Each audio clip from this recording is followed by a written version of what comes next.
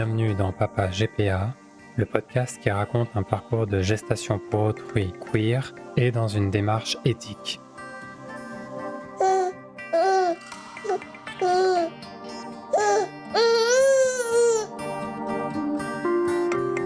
Épisode 5, beaucoup de liens, peu de mots.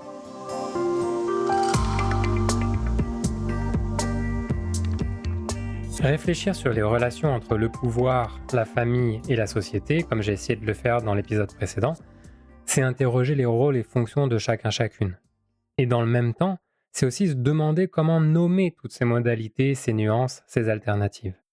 Et au cœur de ces considérations se trouve, pour une famille GPA, la question de la place de la femme porteuse. Et c'est hyper intéressant et révélateur, que ce soit sur le plan symbolique, relationnel, émotionnel ou familial. Creusons un peu tout ça, ça va te permettre de comprendre ce qu'on avait en tête, nous, tes deux papas, avant même de rencontrer Diana, ta femme porteuse. Déjà, tu as dû remarquer que je ne dis jamais mère porteuse, alors que c'est quand même le terme le plus couramment utilisé en français. Pourquoi? Parce que Diana, c'est pas ta mère. Mais alors qui c'est ta mère? Qu'Émilie? Bah non, elle, comme on l'a vu, c'est ta donneuse. Donc c'est qui? Eh bien, Aube, mon enfant, tu n'as pas de maman. Alors je sais pas encore ce que ça te fera de savoir ça, car là, à quelques mois de vie, tu sais juste que tes deux papas, ils sont là tous les jours avec toi, qu'ils s'occupent de toi avec amour, et qu'ils ont deux barbes, contrairement à tes mamies. Donc bon, tu nous diras dans quelques années ce que ça te fait de ne pas avoir de mère, et on en parlera autant que tu veux. Et puis au cours de ta vie, tu trouveras, je l'espère, d'autres personnes qui compléteront ce que nous t'apporterons. Mais ce que je peux d'ores et déjà te dire, c'est que pour le reste du monde, les récits qui commencent par «Je n'ai pas de mère», ce sont toujours des récits tristes. La mère est morte, ou a été absente, ou pas en capacité, ou elle a abandonné, voire encore la mère a été rejetée. Tout ça, ce sont des choses violentes, dures, des traumas. Donc quand on parle de nos modèles de famille qui restent très rares, où on dit qu'il y a deux papas et pas de maman, on sent toujours en face la grande gêne, le désarroi, voire un peu la pitié pour l'enfant. Ça inquiète. Mais dans l'histoire de notre famille, il n'y a pas de maman. Et c'est pas une histoire triste. C'est une histoire gay.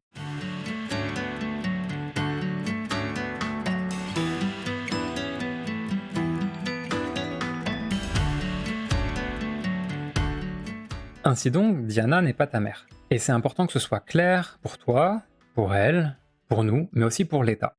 On trouve donc que ça porte un peu à confusion de la nommer mère porteuse. Pour clarifier les places et les rôles de chacun et chacune, nous on préfère ne pas utiliser le mot mère. C'est pour ça qu'on dit femme porteuse. On pourrait aussi dire surrogate, c'est le mot en anglais, qui a le mérite de dire ce qui est, car ça signifie une personne qui agit en tant que substitut d'une autre. Mais tu vois, en français, on manque vraiment d'un mot. Dis-toi qu'il n'y a même pas de mot, de terme du tout pour te désigner toi dans ta relation avec Diana. Elle, c'est ta surrogate, ok, mais toi, tu es qui pour elle? Ça, on sait pas le dire. On sait juste que tu n'es pas sa fille, tu n'es pas son amie, tu n'es pas sa nièce. Comment on peut bien penser les choses quand on n'a même pas les mots pour l'exprimer? Dans une lettre que des parents ont rendue publique en février 2022, la femme porteuse s'adresse au bébé pour lui dire à quel point elle est fière et heureuse d'avoir été enceinte de lui et de l'avoir mis au monde. Je t'en lirai des extraits à la fin de cet épisode car c'est vraiment une très belle lettre. Elle s'adresse à lui en disant Womb Mate, qu'on pourrait traduire par pote d'utérus. C'est étonnant comme appellation. Et je dis pas que ça pose pas de questions. Et sorti du contexte de la lettre, ça peut un peu surprendre. Mais avec cette expression de womb mate, on sent bien qu'en anglais aussi il manque des mots. Les liens sont là, forts, magnifiques, mais nous n'avons pas de mots pour en parler. Du coup, soit on n'en parle pas, ou très peu, tout simplement parce qu'on ne sait pas avec quels mots, et ainsi on participe sans le vouloir à l'invisibilisation de nos récits, soit on en parle mal, avec des mots valises pas toujours très heureux, qui ne sont pas assez subtils, qui ne retranscrivent pas avec justesse la profondeur de notre vécu et des liens qui nous unissent. Et d'ailleurs, en utilisant ces mots mal taillés, on porte parfois le flanc à la critique qui préfère s'offusquer de ce que nous disons mal plutôt que de s'intéresser à ce que nous vivons bien. Alors, je vais te raconter une petite anecdote. Ma mère, ta grand-mère, Elle n'arrêtait pas de dire la mère, en parlant de la future femme porteuse qui allait s'avérer être Diana, mais qu'on connaissait pas encore. Et je lui ai expliqué plusieurs fois que la femme porteuse n'était pas la mère. Un jour, sûrement un peu fatigué par cette pédagogie à perpétuité, j'ai failli m'énerver. Mais à la place, je lui ai demandé de m'expliquer ce qu'elle voulait dire par ça. Pourquoi elle disait la mère, la mère? Et je l'ai vraiment écoutée. Elle me disait deux choses.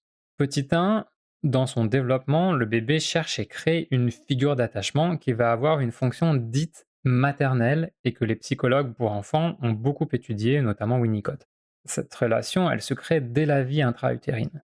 Généralement, de par la grossesse et l'allaitement d'une part et l'injonction faite aux femmes d'être en première ligne pour s'occuper des enfants d'autre part, on retrouve en effet plutôt des mères dans cette fonction, d'où le terme fonction maternelle. Mais en fait, cette fonction peut être incarnée par un homme comme par une femme, ce que les parents transgenres savent très bien. Cette fonction peut être tenue par un parent ou pas, par exemple dans le cadre d'une nounou très très présente, et, si parents, l'absence de lien biologique n'empêche pas du tout d'entrer dans cette fonction, comme les parents adoptants le savent aussi depuis longtemps. En ce qui nous concerne, nous, dans ton histoire, ta femme porteuse Diana allait tenir le rôle maternel pendant la grossesse. Et nous, eh bien, on allait l'endosser en tant que papa après la naissance. Et c'est cette reconnaissance du rôle de Diana que ta grand-mère voulait mettre en lumière quand elle disait mère porteuse. Et puis, petit 2, ta grand-mère s'insurgeait aussi contre la pauvreté du terme femme porteuse. Un jour, elle m'a dit: mais tu te rends compte que cette femme, elle va faire bien plus que porter? Et elle a raison.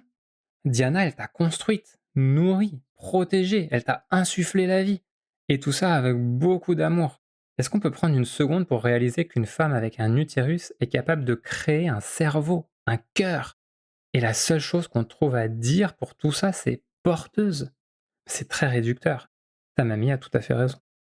Soit dit en passant, on peut quand même s'interroger sur l'utilisation du mot maternel pour qualifier cette relation, cette proximité. Ça m'a fait beaucoup réfléchir sur l'adjectif qualificatif maternel, qu'on emploie quand même dans plusieurs expressions toutes faites.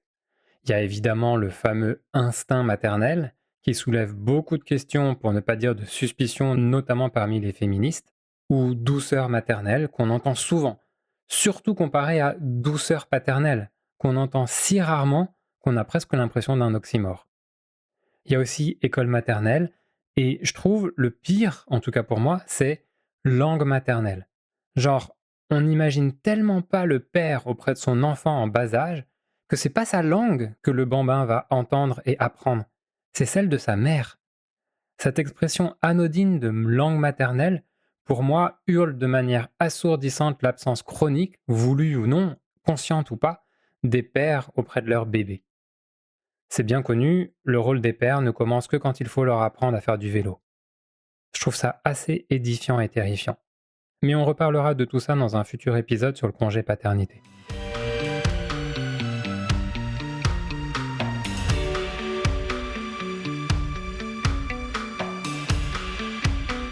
En attendant, ta mamie continue à dire mère ou mère porteuse, et puis nous, on continue de dire femme porteuse. Mais on sait l'un l'une l'autre que derrière ces mots, il y a beaucoup d'amour et un très grand respect pour cette femme super-héroïne qu'est Diana. Après, nous, on connaît plein de parents d'intention qui parlent de mère porteuse, et on les reprend pas. Et elles font comme elles veulent. Juste, c'est pas notre manière de penser. J'ai même vu un père qui parlait des enfants de leur femme porteuse en disant les demi-frères et demi-sœurs de notre bébé. Ça me viendrait pas du tout à l'esprit de parler comme ça, même si on est très proche de Diana et de ses trois enfants que tu verras, j'espère, de nouveau bientôt. En revanche, et c'était super clair pour nous dès le début, même si le mot manque, on savait qu'on avait envie de considérer notre future femme porteuse comme étant de la famille par extension, si elle en avait envie évidemment. Et ce fut le cas de Diana, qui nous a accueillis dans sa famille comme on l'a accueilli dans la nôtre. On a rencontré et passé du temps avec son mari, avec ses enfants, avec sa mère, avec son beau-père et sa marraine. Je te raconterai ta naissance à l'hôpital dans un futur épisode, tu verras, c'était un grand moment familial. Je trouve que les mots nous manquent pour intégrer lexicalement cette famille par extension à notre ensemble familial. Il faudrait trouver quelque chose d'équivalent à belle famille qui permet d'inclure la famille du conjoint ou de la conjointe. Il y a le concept de famille choisie qui existe déjà, mais tu n'as pas choisi ta femme porteuse. Donc je trouve que c'est pas tout à fait ça. Et famille de cœur, je suis pas sûr que ce soit le bon terme, car dans cette expression, moi j'ai toujours l'impression que ça pourrait sous-entendre qu'une partie de la famille a moins de cœur. Alors je sais pas moi, par exemple, surofamille, bah, c'est pas très beau.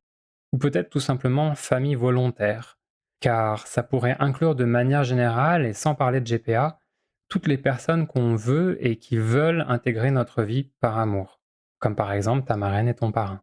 Et puis ça forcerait personne, lors d'une GPA, à se sentir obligé de faire famille s'il n'y a pas ce désir. Parce que rappelle-toi que moi je te raconte notre histoire, ton histoire, et que ça. Parfois, la femme porteuse et les parents d'intention se remercient chaleureusement à la fin, se donnent des news une fois de l'an ou moins, et puis c'est tout. Et si c'est entendu ainsi, bah, c'est très bien comme ça. Faut pas non plus se mettre une pression de fou et se lancer des injonctions dans tous les sens. Ainsi donc, en ce qui nous concerne, grâce à la GPA, non seulement nous t'avons fait venir au monde, mais nous avons aussi agrandi notre famille volontaire avec ta femme porteuse et sa famille à elle. À la journée de colloque de l'université de Grenoble-Alpes, à un moment, j'ai posé une question aux intervenantes et dans la formulation de ma question, j'ai dit blablabla et parce que notre femme porteuse blablabla et la médiatrice de la discussion, avant de répondre sur le fond, a relevé en disant un truc du genre ah, on pourrait s'interroger sur l'emploi du possessif notre femme porteuse. C'était très rapide, mais j'ai quand même noté mentalement. Et comme elle le suggérait, je me suis interrogé sur ce possessif. Et je crois que quand on dit notre ou ta femme porteuse, on utilise l'adjectif possessif de la manière qu'on le ferait pour dire ta tante ou ta grand-mère ou encore ta famille, ta communauté. C'est bien ce lien d'inclusion, d'appartenance au sens de je fais partie qu'on vient signifier ici, et non pas au sens de la possession ou du rapport de force ou de domination. À ce sujet, ta marraine m'a fait remarquer que peut-être que le plus clair serait de n'utiliser l'adjectif possessif que pour parler de votre relation à vous, entre Diana et toi, ta femme porteuse, et d'arrêter de dire nous, notre femme porteuse, de dire plutôt la femme porteuse de notre enfant. Je trouve ça très juste, ça clarifie les rôles et les relations. C'est hyper intéressant de noter tous ces détails. Et ça montre à quel point le choix des mots et leur réception est important et surtout impacte la création de notre imaginaire autour des réalités qu'ils recouvrent. Comme promis, je vais te lire maintenant quelques passages de cette lettre publiée en février 2022 sur les réseaux sociaux. C'est donc une femme porteuse qui s'adresse au bébé qu'elle a porté pour une autre famille et à qui elle a donné naissance. Diana aussi a dans le projet de t'en écrire une, elle nous a dit. En attendant de recevoir la tienne, voici quelques extraits de celle-ci que je cite et traduis en français. Je ne suis pas ta mère biologique, mais je suis la femme qui a eu l'honneur de te porter et de te donner naissance. Je voulais juste te dire à quel point je suis fière d'avoir été enceinte de toi pendant 39 semaines. Quand tu étais dans mon ventre, tu étais calme. Toi et moi, on adorait la sauce piquante sur tout ce qu'on mangeait, et aussi manger des snacks entre 23h et 1h du matin. Et tu détestais quand je faisais un peu d'activité, comme la marche à pied. Tu te roulais en boule, toute serrée. De la 6e à la 13e semaine de grossesse, j'ai eu de super nausées toute la journée. Mais on a traversé ça ensemble. Le moment venu, je serai toujours là pour répondre à tes questions. Je serai ta tata des États-Unis. N'oublie jamais à quel point tu es spécial et à quel point l'histoire qui t'a mené ici l'est aussi. J'ai hâte de te voir grandir année après année et devenir la personne que tu voudras être, avec ta personnalité propre et tes propres buts. Peu importe ce que tu décideras de faire, je sais que ça va être super. Et assure-toi que tes parents m'envoient régulièrement des photos de toi et une invitation à tes anniversaires, même si je pourrais pas toujours venir. Ah, mon pote d'utérus, tu auras pour toujours une place spéciale dans mon cœur. Affectueusement.